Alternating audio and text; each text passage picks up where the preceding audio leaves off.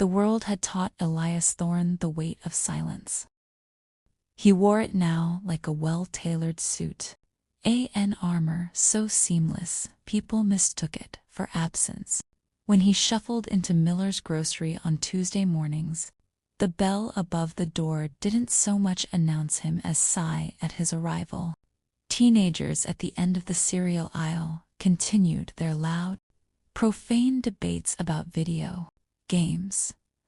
Mrs. Henderson at the register didn't pause her litany of complaints about the price of turnips. He was just Mr. Thorne, the retired history teacher from the old high school, the quiet widower who lived in the Victorian on Sycamore with the perpetually overgrown lilacs, a relic, a whisper, a man who had folded his voice and put it away with his late wife's good china. They saw the tremor in his knobby hands as he counted change. They saw the way his gray cardigan hung loosely on stooped shoulders.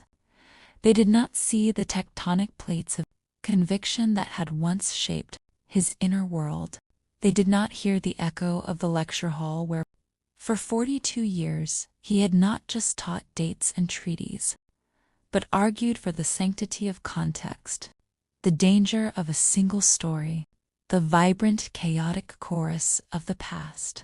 His voice had been a catalyst, sparking debates that spilled out of room 214 and into the hallways, shaping lawyers, journalists, a Pulitzer-winning novelist, and a few passionate plumbers who could quote this, and they certainly did not see the crater left by Eleanor. Her death wasn't a drama of sirens and chaos. It was a slow, cruel dimming. Leukemia, a thief that stole color, energy, and finally breath over 18 months. The silence after her last shallow exhalation was not empty. It was dense, a physical substance that filled their home, his lungs, the very sockets of his eyes. He buried her on a Tuesday under a bruised purple sky, and as the first clods of earth hit the casket, he felt a part of his own history sever, becoming irrevocably past tense. The world, obtuse and bustling, rolled on. Elias Thorne stopped, becoming a curator of a museum with only one visitor, himself. For 5 years, silence was not his companion. It was his architecture. His days were a silent liturgy. Tea at 7 a.m. The Gazette at 7:30. A walk to the post office at 10 o'clock. A silent lunch. The afternoon with a book whose words often blurred into gray static. An evening with the television murmuring forgotten news to an empty room. The change began, as monumental changes often do, with a piece of paper. It was a sleek, cream-colored envelope, official and cold amidst the junk mail and utility bills. The return address read, Viridian Properties, LLC. His name was printed in perfect, soulless font. He opened it with the bone-handled letter opener Eleanor had given him. Dear Mr. Thorne, this letter serves as formal notification regarding the property located at 47 Elm Street, commonly known as the Carnegie Library, Viridian Properties, in partnership with the Town Council's Forward Morton Initiative, has secured redevelopment rights.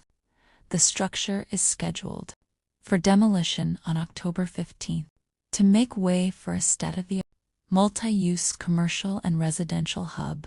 We thank you for your community's legacy and look forward to contributing to Morton's vibrant future. Sincerely, Alistair Vance, Project Director. The paper did not tremble in his hand. His breath did not hitch. Instead, a cold, clean clarity washed through him, scouring away the dusty apathy of years. 47 Elm Street. The Carnegie Library, not just a building. It was the fortress where he'd hidden as a bullied, bookish boy. It was where he'd first kissed Eleanor, shyly, in the musty philosophy stacks. It was where he'd taken his students for research, watching them discover the thrill of primary sources. Its stone lions, now worn smooth by generations of childish hands. Its stained glass window depicting Lady Wisdom.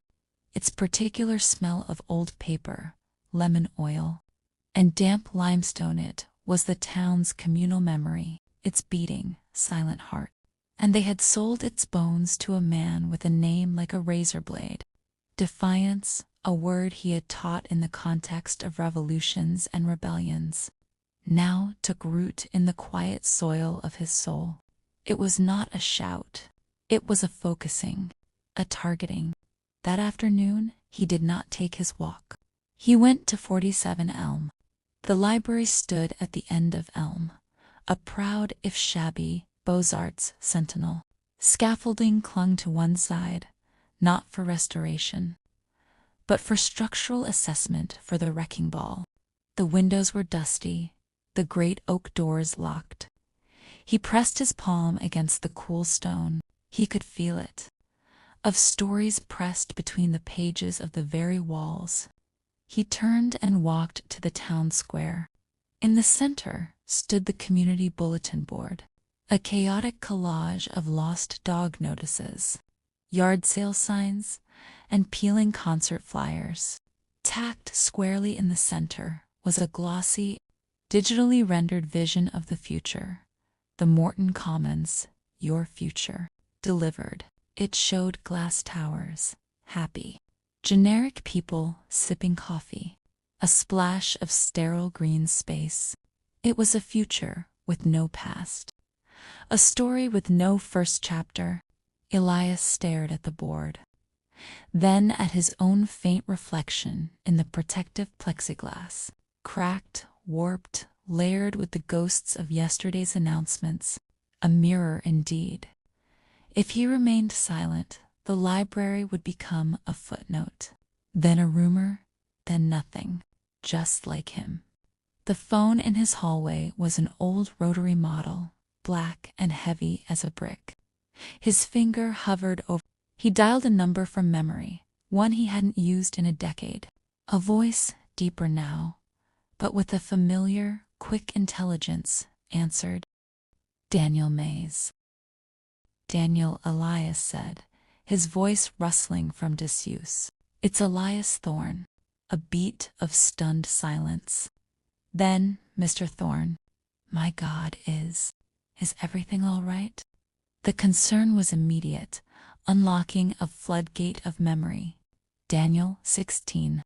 Mother working 3 jobs, a rage so vast it threatened to incinerate him.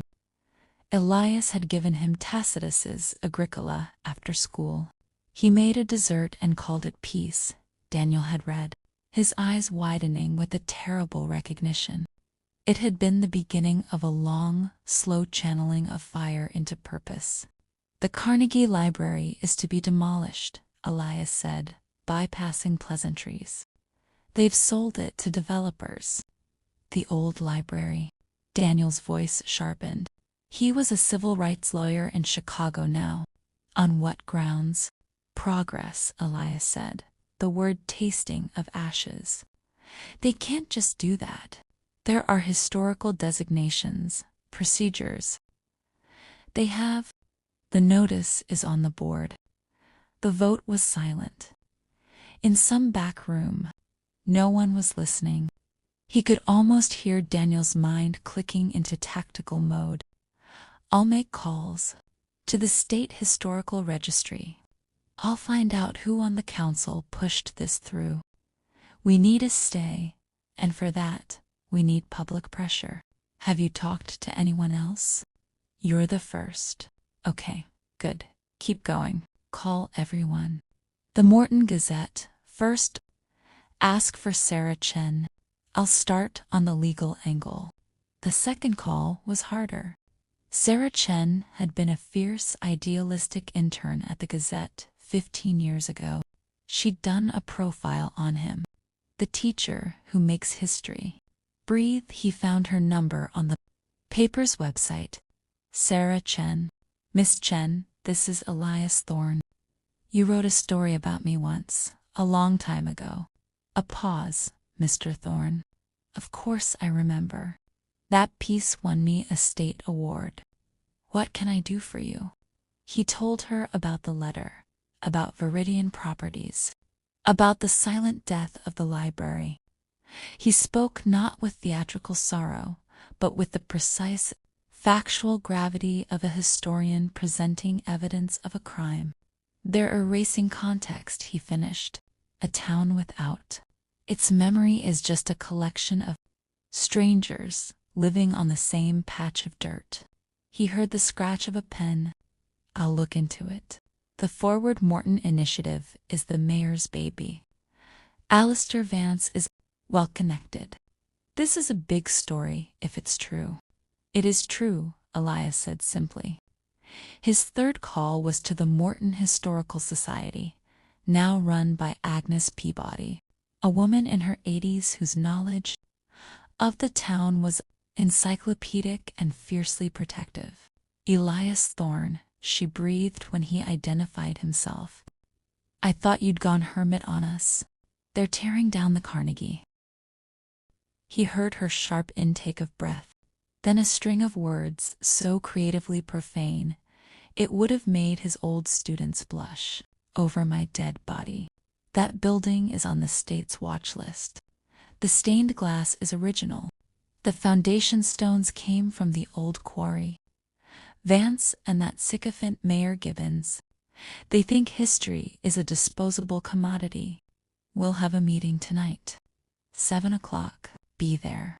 That night, for the first time since Eleanor's vigil, Elias did not feel hollow. He felt like a conduit, a wire humming with a long-forgotten current. The next morning he did not make tea. He went to his study, a room he had largely avoided for years. He unlocked the bottom drawer of his great oak desk. Inside were not just papers, but artifacts, the shard of a clay pot from a long-ago dig with his students, a faded campaign button from a local election he'd advised on, a bundle of letters from former pupils, and a single, tarnished key on a green ribbon. He took the key, walked the 12 blocks to the library, and with a glance over his shoulder, slipped it into the lock of the side employee entrance. It turned with a satisfying, heavy clunk. Agnes Peabody had been the head librarian before retirement. She'd kept the old keys, and she'd given him one this right. The air inside was still and cool, smelling profoundly of memory. Sunlight pierced the dusty air in diagonal shafts, illuminating motes that danced like forgotten ideas. The main reading room was a cathedral of silence. Books sat patiently on shelves. The great oak circulation desk bore the ghost of a million fingerprints. He didn't start with petitions or posters. He started with resurrection. In the basement, in a room labeled Archives Restricted, he found what he sought, the library's lifeblood. Photographs of its grand opening in 1912. Women in vast hats and men with proud mustaches. News clippings of story hours. Wartime bond drives held in the reading room. Eleanor herself, younger, vibrant, organizing a read-in for literacy. There were dusty boxes of checkout cards, the elegant cursive of librarians, noting the journeys of Moby Dick or Little Women from hand to hand over decades. He found a signature ledger from the 1940s, a record of every person who'd gotten a library card. He saw his own childish scrawl. He saw Eleanor's elegant signature. With trembling hands but steady purpose, he began to create an exhibition of meaning. He taped the photos to the grand pillars. He framed the most poignant news articles and set them on tables. He opened the signature ledger to a random page and placed it on a stand under a light. He wrote simple, plain-spoken labels on index cards. This is where Martha Field learned to read. 1938. This is where the town gathered. After the '55 flood, this is where futures were chosen. By noon, the silent library was no longer a tomb. It was a testament. It was waiting. He propped the great oak doors open. People came, slowly, curiously. Old Mrs. Gable from the flower shop peered in, then stepped inside as if entering a church. She saw a photo of her mother, one of the first librarians, and her hand flew to her mouth. A young father with a toddler on his hip wandered in, drawn by the open door. He showed his daughter the stained glass window, telling her a halting story about wisdom. The daughter reached a chubby hand toward the colored light. Then Sarah Chen arrived, notepad in hand, a photographer in tow. The camera flash popped, freezing images of the displayed history, of people interacting with it. Then the crowd swelled. Word traveled. People came after work. They pointed at photos. They searched for their names in the ledger, their parents' names. Voices hesitant at first, then growing stronger, filled the space. My grandfather helped build those shelves. I had my first kiss in that very alcove. The air buzzed, not with the noise of a crowd, but with the hum of collective remembering. It was into this scene that Alistair Vance arrived. He was a man of polished surfaces, polished shoes, polished smile, polished rhetoric. He came with Mayor Gibbons, a man with a perpetual look of mild, conciliatory panic. They had expected an empty building, perhaps one stubborn old man to placate. They did not expect a living museum, a room humming with the electricity of shared patrimony. Reporters and townspeople formed a loose semicircle around them. Cameras clicked. Phone cameras were held aloft. Elias felt a familiar cold tremor in his gut, the old stage fright, the fear of being truly seen. He clenched his hands, felt the bones, the arthritis, the thin skin. He thought of Eleanor's hand in his. He stepped forward. Mayor Gibbons attempted a smile. Now folks, let's not get carried away. The Morton Commons represents progress, jobs, a new tax base. It represents forgetting, Elias said. His voice did not boom. It was dry, clear, and it cut through the mayor's platitudes like a blade through mist. He held up the demolition notice. This came with no consultation. No respect for what this place is. You didn't ask us. You told us. Vance stepped in, his smile unwavering, but his eyes cold. Mr. Thorne, we all respect your attachment to the past, but sentiment cannot pave roads. It cannot fund schools. This building is functionally obsolete. The Commons will serve the living community. Elias turned and picked up the heavy signature ledger. He carried it, with effort, and placed it in Vance's unprepared hands. The man grunted at its weight. Open it, Elias said. Vance, flustered, fumbled it open to a random page. The elegant, faded names stretched in columns. Read the third name on the left page, Elias instructed, his quiet voice somehow commanding the entire room. Vane glanced down. Robert L. Finley. Elias turned to the crowd. Does anyone know Robert L. Finley? An old man in a veteran's cap cleared his throat. Bob Finley. Fought at Iwo Jima, came back, started the hardware store on Main, taught half the boys in town how to swing a hammer. My father. Elias pointed to another, the seventh name on the right page. Vance, now trapped. Reed, Annette Delacroix. A woman in her 50s gasped, That's my grandmother. She was the town midwife for 30 years. She delivered over 500 babies in Morton. Her voice broke, including me. Elias didn't need to command more. He looked at Vance, then at Mayor Gibbons. This isn't a ledger of the dead. It's a record of the foundation. Every name in this book built something. A business, a family, a life. This building wasn't just where they got books. It was where they got ideas, solace, a sense of place in a confusing world. He took a step closer, his tired eyes holding Vance's. You want to build a future. Start by signing that ledger. Add your name to its story.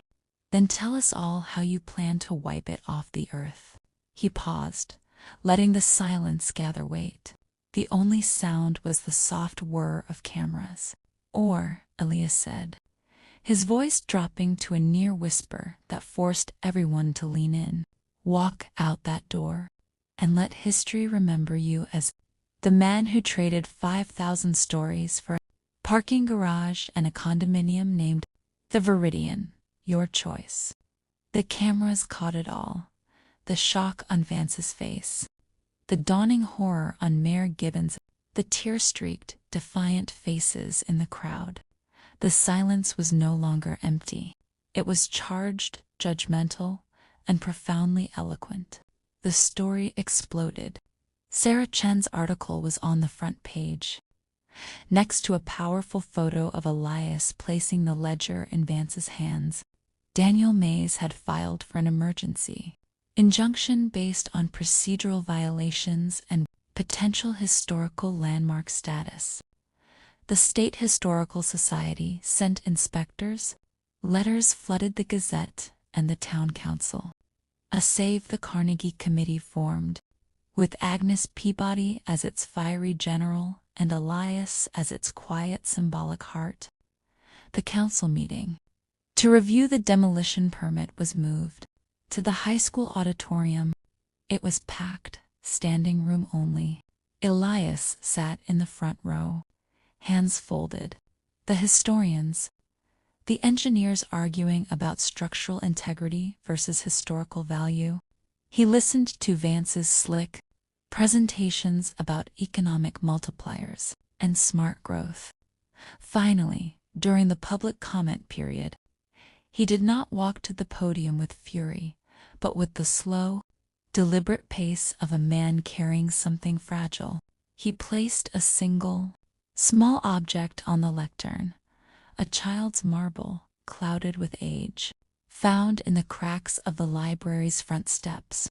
I found this, he said, his voice amplified but still soft, embedded by the heat of 100 summers and the press of 1,000,000 footsteps. Right at the threshold of the Carnegie Library, he held it up. It caught the light. We don't know who dropped it. A child in 1920, rushing in for a story hour. A teenager in the 1950s, distracted on the way to study. But it became part of the building. A tiny, accidental cornerstone. He looked out at the council, at Vance, at the sea of faces. You speak of value in terms of square footage and tax revenue. I speak of value in terms of this marble.